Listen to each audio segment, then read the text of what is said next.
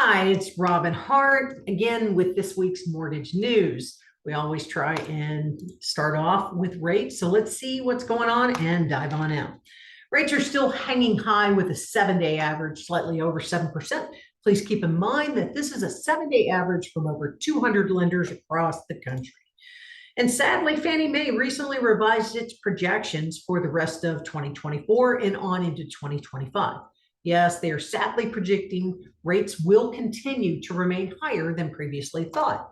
And it's not just Fannie Mae that's thinking this. JP Morgan Chase also announced they are predicting higher rates for the remainder of 2024, which works fine for Mr. Jamie Dimon. He's the one earning more money on the interest through credit cards, various types of consumer debts, and of course, mortgages.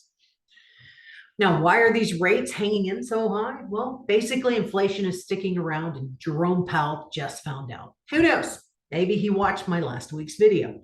In a brief statement to Congress, he reiterated that what we stated in our video last week, that things like insurance are getting more costly. Insurance on home, health, and autos are all up, and not just up a little bit, they are up a lot.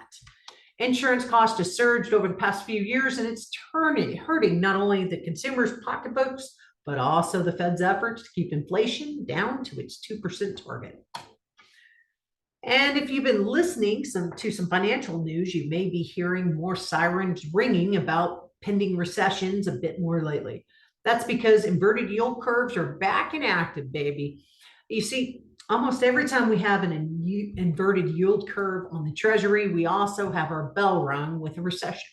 But that's just the data since 1976. Take a peek at this chart. It almost screams like we might be in a recession. And in a sign that he's still running for president and wanting your vote and willing to spend it all on the country's credit card, President Biden announced more incentives for buying homes for first-time homebuyers. By the way, Joe, if you happen to be listening, what we really, really need is low-income inventory.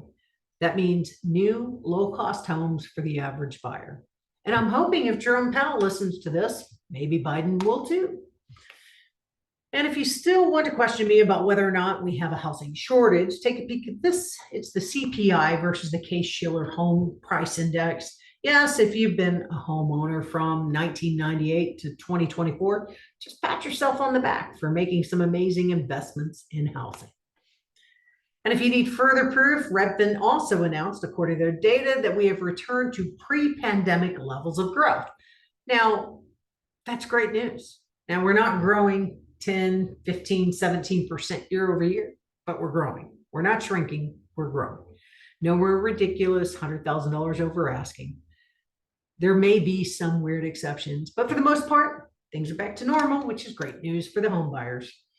And in anticipation of future refinances, Biden also relaxed new Freddie and Fannie refi requirements on the title policies, which has irked a few title officers.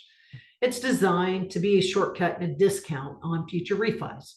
Basically, if you have a clear title, you may be able to avoid title insurance costs, which is wonderful for consumers and lenders as well. However, title companies are not happy with these changes as they get cut out of a lovely cash cow. And in other economic news, if you think mortgage lenders are raking it in with higher rates, you may think again. The average mortgage banking lender was losing an average over $1,000 on every loan they originated in 2023, and over $2,000 in Q4 of 2023. Now you may ask why. Why would you do that? Well, competition has gotten so fierce, and the audits and industry mandates are more costly. There's so much more that a lender has to do that the only way they're making money is either through servicing of your loan or selling your loan, but they're not making money originating it. Now let's have a little bit of foot fooling around. Apparently, toe spacers are in, and not just for a pedicure. Basically, this is a new trend among athletes, kind of cool, for the better posture, alleviating foot discomfort, and also increasing both focus and balance. But I'll take a mani-pedi too. And in this final note, this should absolutely inspire every woman, a Pennsylvania entrepreneur, left her six-figure engineering job. While working at DuPont, she doubled her workload during the pandemic and enrolled in a mechanics night school because she didn't like the feeling of helplessness around vehicle repair. She and a girlfriend used to take their cars to an hour lube shop, and basically they had a nail salon next door. So apparently had the genius idea of getting their nails done while taking care of auto business. The young entrepreneur decided to flip the tables though, and she's using her newfound skills to help other women help themselves. Oh, and yes, there's a nail salon attached. It's called Clutch Beauty Clinic Nail Salon. So makes me want to go to Pennsylvania and get a pedicure.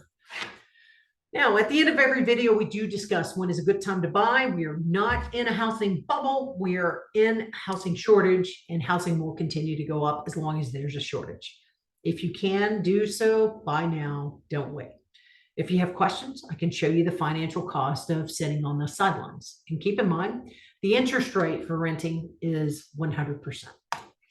Thank you so much for watching this video. If you liked our report, please feel free to share with your friends and family and other business professionals. I'm Robin Hart. We are here to help you build wealth through the financing of real estate. Have a great week, and I will see you soon.